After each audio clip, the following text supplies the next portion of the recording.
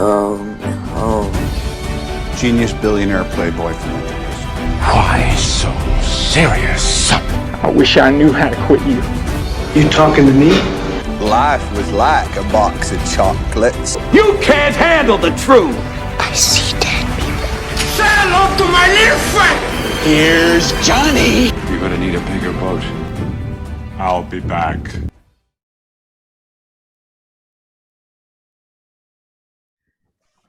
Hey everybody, and welcome to the latest episode of Picture This film reviews. See, there I go again, starting it off wrong. Today we're here to talk about the movie Demon Slayer, Kimetsu no Yaiba, the movie, Mugen Train. But before we get into that and talk about our reviews, typically, as per our tradition thus far, we go around the circle, talk about everybody's week and what we've watched outside of the movie selection that we picked for you today. So why don't we kick it off with you, Matt? What have you seen? How's your week been? What's going on? I'm having an okay week. I put in my 2-week notice at my job. Wow. Sweet. I've accepted another position elsewhere, and it's going to be a struggle getting through these next 2 weeks. That's all I'm going to say. But I watched Jackass Forever on Paramount Plus. I had a good time with that. And then I caught a bit of the Oscars, not the entire show, but some, as it seems everyone did. But I guess a question for you, did you catch the slap heard around the world? I didn't. I turned it off before it happened. But I have since seen the video, so. Gotcha. All right, Seth, how about you? What'd you do this week? How's your week going? Oh, it's going pretty good so far. Went and visited my friend in Richmond over the weekend, so that was nice and fun. Nice to get out of town for a little bit. Just kind of hung out there, and nice little mental break. Oh, Matt, you'll be proud of me. I watched one of your, I assume it's one of your favorites, has Michael Keaton in it. Desperate Measures, and thought that was fantastic. I love that. And then yesterday I watched an animated movie because I've been kind of in that kick since we started this. Watched Batman Year One, which is one of my. I have a Letterboxd review where I said before I always liked the movie, but it wasn't like one of my favorites. But this viewing, which I think was probably my third, maybe, I don't really remember. I had a whole other appreciation for it, which I don't even know why. I know the story. I read the comic. I love the comic. Just this time around, I just had a new appreciation for it. So really, really enjoyed that one. Has nothing to do with the fact that you just watched The Batman. No, I mean, because that's year two. This is year one, and I know the story of year one. I don't know. I really liked it this time around. So that was pretty much my week, though. Cool. Alrighty, Kay, how about you? What did you end up doing this week? We watched the Batman vs. Dracula earlier in the week, and Dracula was pretty cool, actually. That was probably the best part about that movie. I don't really it wasn't really, I guess, our thing, kind of. But Dracula, the whole Dracula, his aesthetic was pretty cool. I thought that was a really cool Dracula. But other than that, the movie scared the crap out of me as a kid. It was really for Dracula and the dude that voiced him, the guy, I don't even know how to pronounce his name, but it was decent. But yeah. What else did we watch? Something else? What was We that? started watching the new Your Bag of Toasting guy. Windfall on Netflix with Jason Segel. It wasn't bad. Dan didn't like it, but it wasn't bad. Honestly, it was just really slow through the whole thing. I couldn't catch on to it, and when I look at Jason Segel, I look at him for comedic value, and honestly, there were some moments, but not really what I enjoyed. So, but yeah. Oh, and we finished Spider-Man again. Yep, we watched Spider-Man another time, so that was it was pretty good. I agree with Kayla. I think we talked about how we started watching it last week on last week's episode. I don't think it still has the same impact seeing it at home that it does in the movie theater, but it did for me. Once it gets to the actual Spider-Man parts, that's the part that like hypes you up, I think. And once Andrew Garfield came on the screen, I was just hyped from there and on out. So yeah, I don't know. I just ever since I've seen the Batman, I think I'm kind of skewed. oh my God, that's all he talks about. And it's so freaking annoying. It's so annoying. It's Batman this. It's literally goes to bed thinking about the Batman, wakes up thinking about the Batman. You know what? I'm going to buy the Batman when it comes out. I'm like, oh my God, it's 5 o'clock in the morning. Shut up. I mean, I Dan, enjoy you it that can much. talk to me about the Batman whenever you want, because My I need to God, talk I'm about like, it. dude. I mean, it's like it is. I was talking to Kayla about this. Like, it's You know some what? of my top 10 movies and some of my like sub top 10 movies like rolled into one, and you got Batman in it. Like, I don't know what's not to love there. So, oh my God, it's every day. I'm so sorry that you have to deal with me every day. So anyways, guys, back onto track. Thank you for sharing what you did this week. It's always great to catch up and hear what you guys went through, what you watched. At this point of the show, we typically turn it over to our newsman, Mr. Seth. Mr. Seth, what's new and happening this week in the world of movies and film and everything else? Entertainment. Yeah, let's hear Bunch that. of random stuff. Yeah. Had the first looks of Nicolas Cage as Dracula, so that's a thing, and I'm very excited for it. I don't know, love me some Nicolas Cage, and him as Dracula is either gonna be completely entertaining or just completely horrible. There won't be any in between. So, following that though, Joseph Gordon-Levitt is set to play Johnny Carson in a biopic series. Then we have Black Panther: Wakanda Forever wraps filming. Wow, finally, Jesus. Yeah, finally. Adam Wingard, who directed the Godzilla vs. Kong, he's set to direct the next sequel, which is supposed to be, now this is not the confirmed title, it's just like the working title, so it could be this, it could be something else, but it's called Son of Kong. So whatever the next Godzilla MonsterVerse sequel is, he's set to direct it. So then on to the Oscars. I'm not going to touch on everything, but here's some of the bigger things, the things that stood out to me. Best Picture went to Coda. Best Director was Jane Campion for The Power of the Dog. Best Cinematographer went to Greg Fraser for Dune. And actually, Dune won the most Oscars this year with a total of 6. So Wow. That was very cool. I was pulling for Dune for pretty much any category it was in. So I'm happy it won the most. Do you Best know Actor? I'm sorry, do you know what the other categories it won for? I Like what- did at one point, and then I forgot okay. all of them. Okay. But Best Actor went to Will Smith for King Richard. Best Actress went to Jessica Chastain for The Eyes of Tammy Faye. Oh, wow. Those were pretty much on the main ones. If you want to know all the other ones, use your Google machine and look up all the other ones. Will do. Ezra sir, will Miller do. was arrested for disorderly conduct and harassment. So Who? that's a thing. He's Who the was? Flash. Oh, okay. Oh, Ezra was? Ezra Miller, yes. Again? Again. Oh my God. What did he get arrested for the first time? He punched somebody at Probably a the bar same thing. before. I think it was like another disorderly or assault, something like that. Oh my God, dude.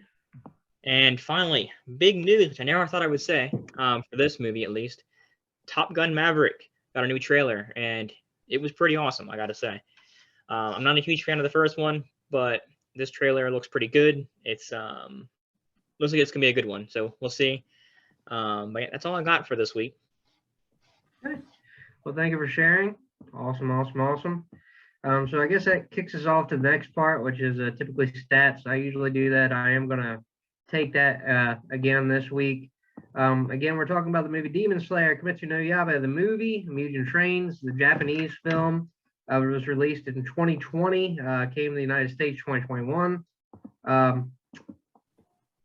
Actually, it might have started late 2020, sorry. So basically, overall, this is about a group of young men who are recruited to a demon-slaying corps as demons roam the earth. There are some upper level, lower level, and we also are accompanied by some high-level swordsmen. In this particular movie, we're looking at the Mugen Train with the Flame Pillar, Rengoku. It is awesome. So we're talking about this movie was made on a $14.5 million budget. Might have that transposed. I'm sorry. Budget was 15.8 million. I apologize. And the box office ended up bringing in 503 million US dollars.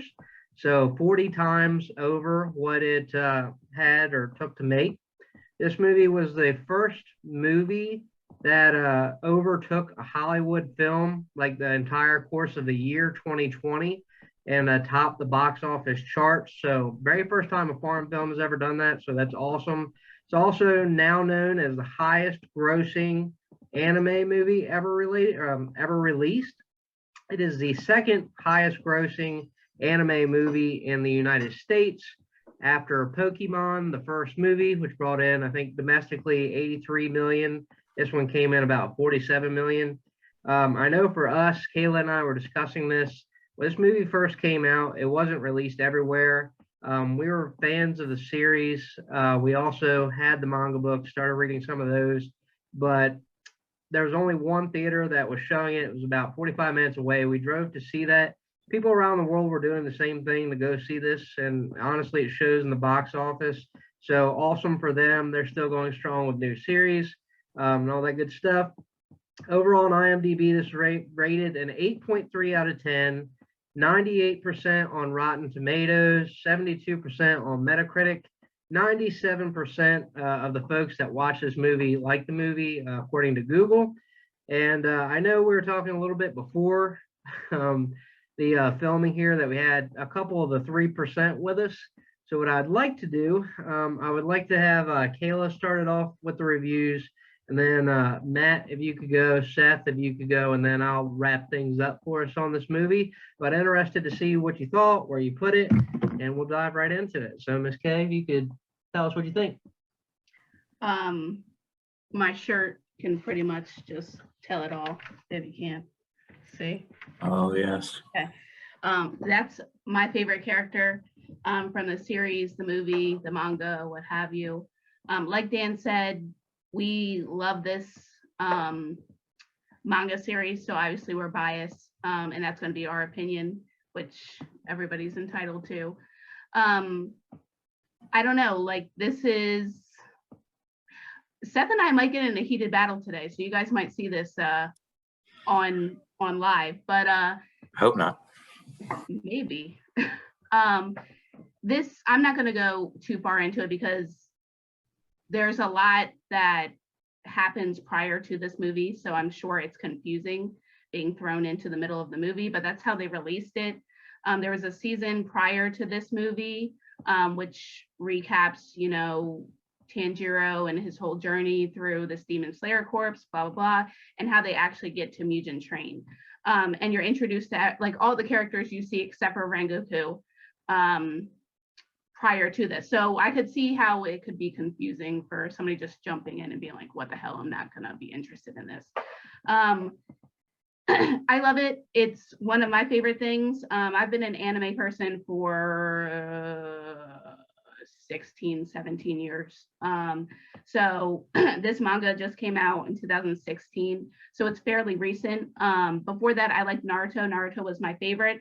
Demon Slayer does it for me over Naruto, and I've been a hardcore die-hard fan of Naruto for, I don't know, 13 freaking years now.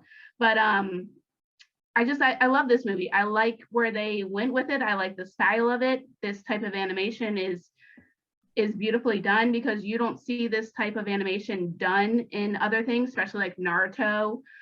You may see it a little bit in Attack on Titan now, but like in older animes like Bleach and stuff like that, you don't get this kind of art style, which is honestly it's beautiful. And I prefer, and I probably turn this on to Dan, I prefer to watch anime subbed instead of dubbed. I prefer the Japanese voice actors over English voice actors because I feel like Japanese voice actors, you actually get the emotion and everything else put into the film itself. Seth, when you rented it, did you watch it in English? It ended up being dubbed. I okay. I rented whatever Voodoo had. Okay. Well, see, I haven't watched it in dubbed, and of course, when you translate Japanese to English, you lose a lot of the humor and everything else that that goes into the movie, which is unfortunate. But I jump in real fast, just since we're on the topic. I've seen some. I like Japanese or like kung fu movies, like anything from that genre, and sometimes they only have the dubbed version like available to watch from whatever I'm watching it on. So I've seen like some pretty horrible like English dubbed versions of movies, but no, they actually had a good solid English voice cast for this movie. So well, for me, it's always been subtitles. I feel like it, like I said, it translates better, the characters themselves. I can't really say much because I absolutely love this film. I think it was wonderfully done. It gets a 10 out of 10 for me. I will watch this movie 100 times over. I mean, we could probably sit down and watch it again tonight just because we love it that much. And we love it that much because we love the series and we're fans of it. So going into it, it was going to be something that we were obviously going to like regardless. But I think it goes over to Matt now. So Matt. Okay. I'm sure it's been discussed previously between you two. A little bit, not in great depth, but a little bit. Okay. So I wanted to like this movie. I went into it fully open-minded. I did everything I could, to my knowledge, to try to like this movie. Anime is just not my thing. It never has been. My brother Mitchell absolutely loves anime and has tried to get me to watch several things, and I've attempted, and it's never clicked with me. So I went into this. My first initial thought that I wrote down was, why is there a man with a pig head? I didn't understand. There's a lot of it that I didn't understand. Like Kayla said, that I could obviously tell that it's jumping right in the middle of a story.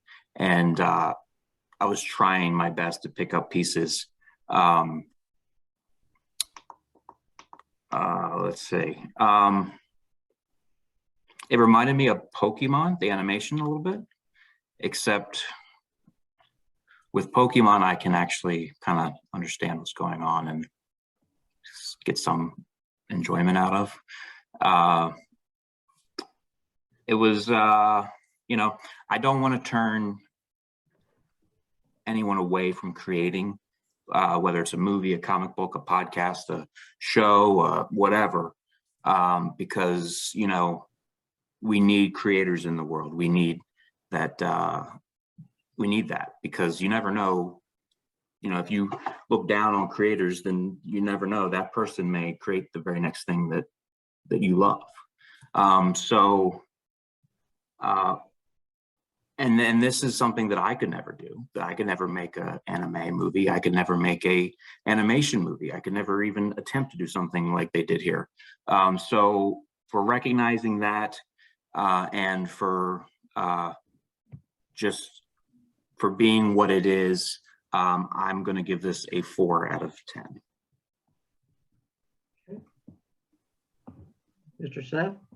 all right, I'm gonna keep it short and sweet. This is like, I don't mean this in a bad way, Kayla or Dan. It's just not my bag at all. To me, it's probably the worst movie I've ever seen. I just didn't vibe with it at all. I don't like anime. Nothing's gonna change my mind on that.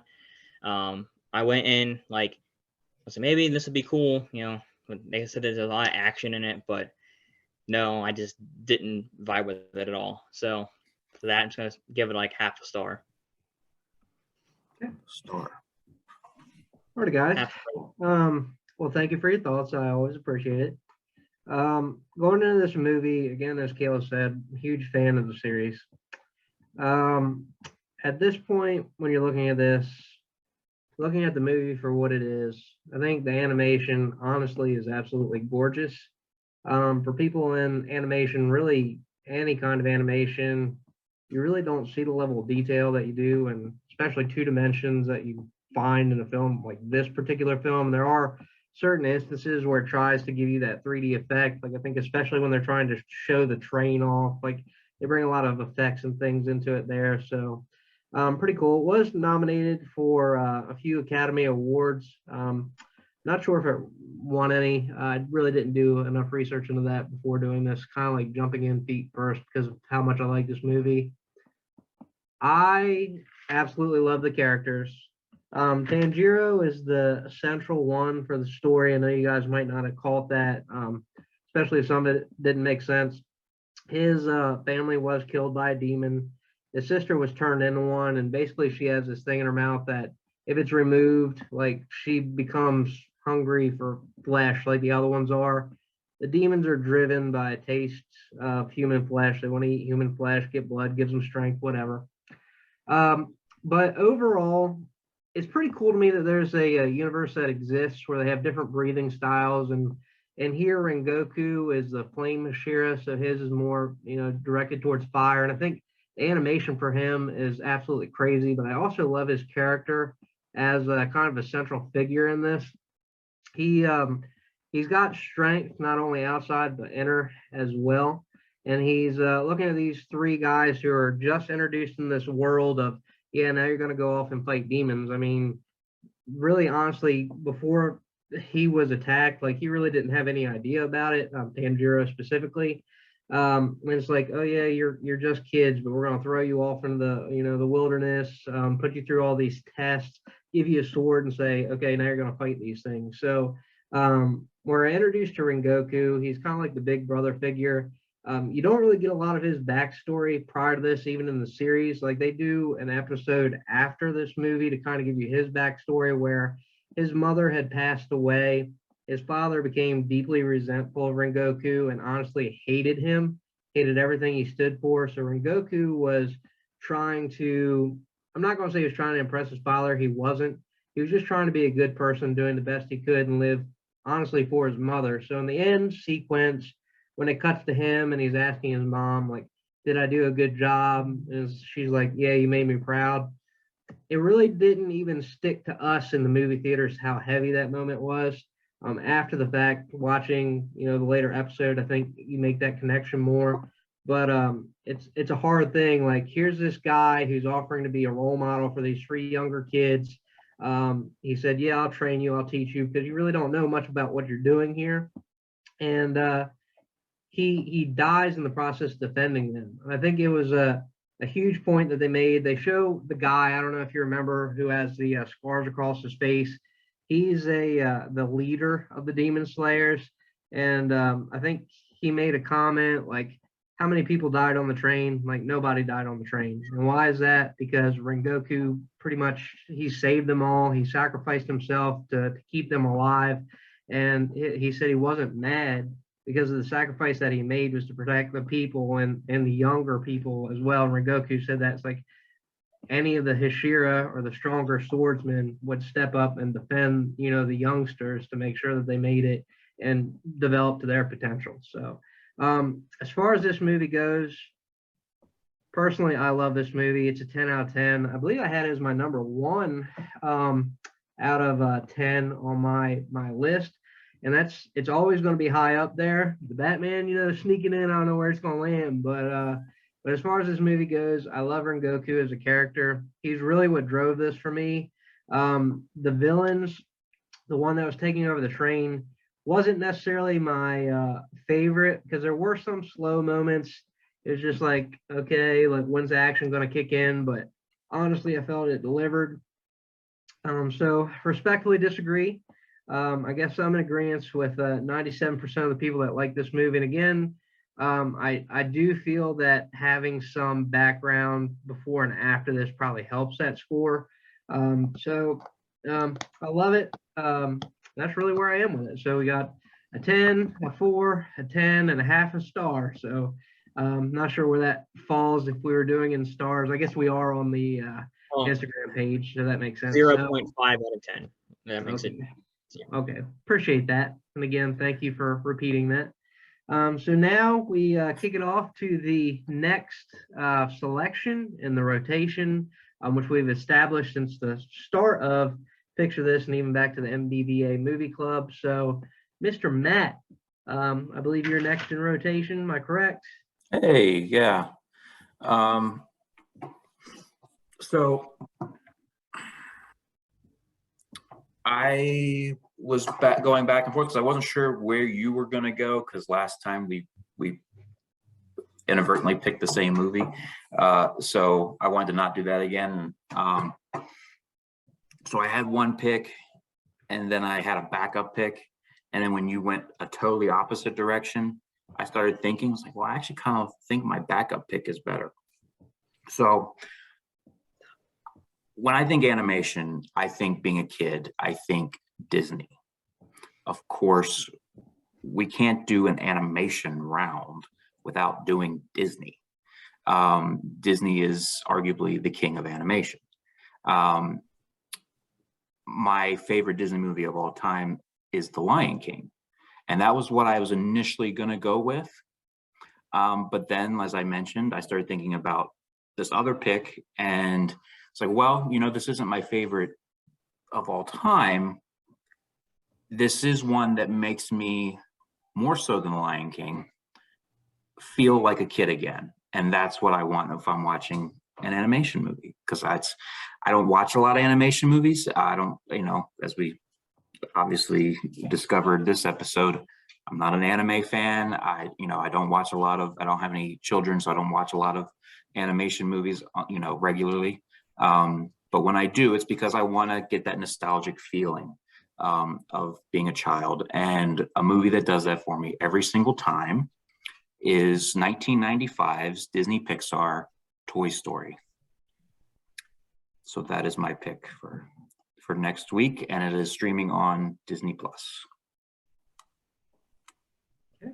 Solid pick. It's one of my all-time favorites too. Alrighty, guys. So that wraps it up for selection. Matt, thank you for bringing that to us. Special shout out to our followers on Instagram. If you do follow us on Instagram and you do watch these, thank you so much. We're just under 100 folks. We're at 96 followers currently. So definitely appreciate that you guys are spreading the word about us, getting folks to take a look at our YouTube channel at Studio. What was that studio, Matt? YouTube.com/Studio29Films. And again, you can follow us on Instagram at Picture This Film Reviews. Make sure I say it right. I do it every week. But guys, thank you so much for tuning in with us. Does anybody have anything else they'd like to share with the group? I would just like to say we've gotten another request, a viewer request for the movie. Interstellar. Oh, yeah. Who recommended that? That would be a shout out to Logan Williams. Okay, Logan, I give it a 10 out of 10. It's on my top 10 list. So I told Logan that we would work that in as soon as we can. We should. So yeah, that's all I got. Okay. Thank you, Logan. I love you, whoever you are. I don't know who you are, but. Awesome. Well, that just tears my heart out of my chest. But anyways, guys, thank you again so much for tuning in. And Matt, why don't you take it to the end? Everybody have a great week. Watch Toy Story on Disney Plus, and of course, love one another. See you guys. Bye.